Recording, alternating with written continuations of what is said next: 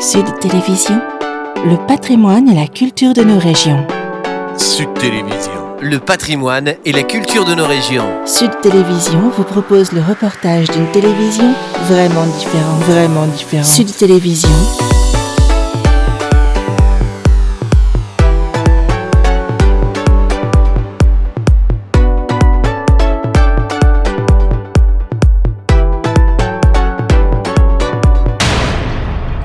Sud Télévision, le patrimoine et la culture de nos régions.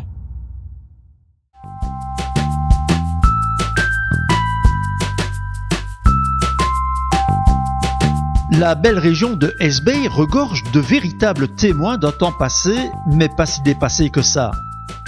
Aujourd'hui, nous vous proposons d'aller à la découverte d'un patrimoine exceptionnel et toujours en activité.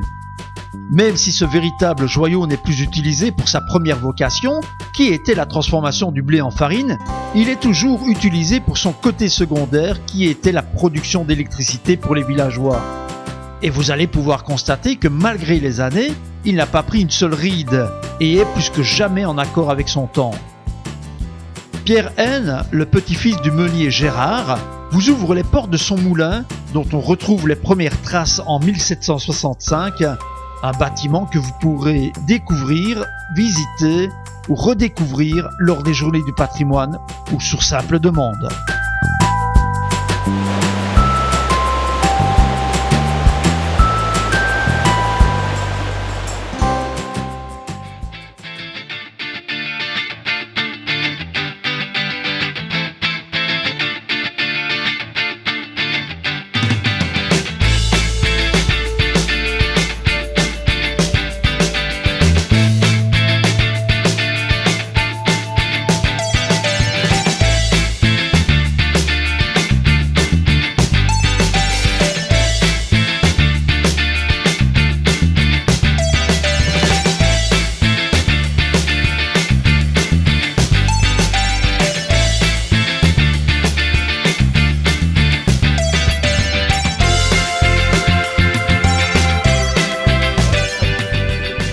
Le travail du meunier avait une priorité, c'est de moudre pour chaque client, et c'est logique puisque c'est son métier, tandis que produire de l'électricité, ce qu'on abordera peut-être tantôt, produire de l'électricité ne servait que accidentellement presque, parce qu'il fallait d'abord garder l'eau, le volume d'eau disponible, d'abord pour moudre, avant de faire de l'électricité, qui ne servait avant la guerre dans la pratique que uniquement de l'éclairage. Il y avait peu de moteurs à l'époque.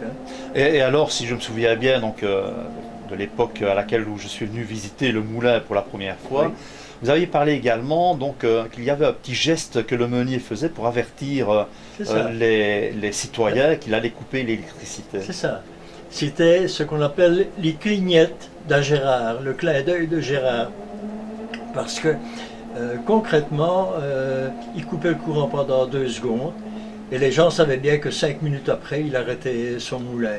Donc automatiquement, les gens savaient bien qu'il devait allumer un quinquet ou une bougie ou n'importe.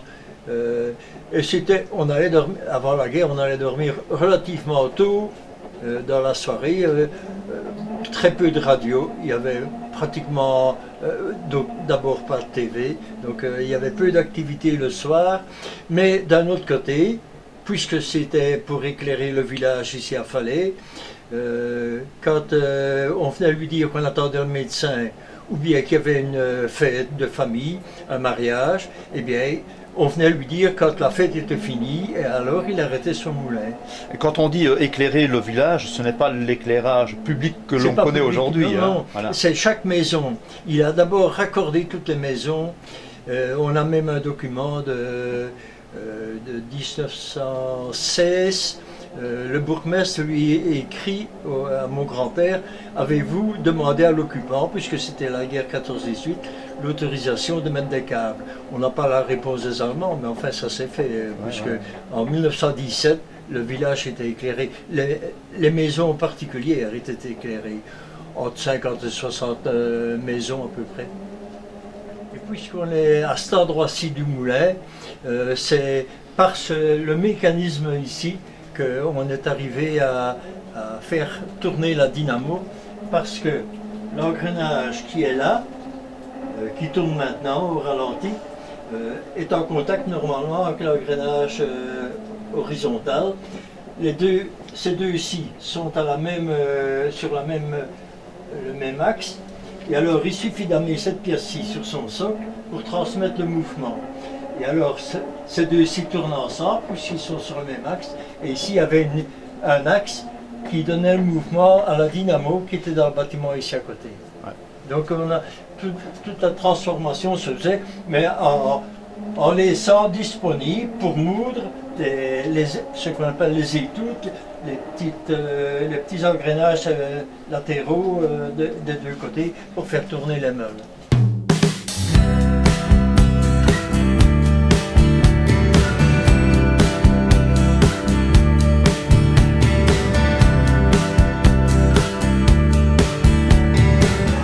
Voilà l'ensemble, notamment les deux meules sont à l'intérieur du caisson. Et alors voilà la trémie au-dessus dans lequel on verse le grain à moudre. Donc le grain est amené dans la trémie par le tire-sac. Et alors on vide le sac par la buse ici. Et c'est une sécurité. Le meunier met un bouchon de liège dans la masse de grain en veillant à relever cette pièce-ci. Parce qu'il y a une came qui fonctionne, qui tourne avec la meule.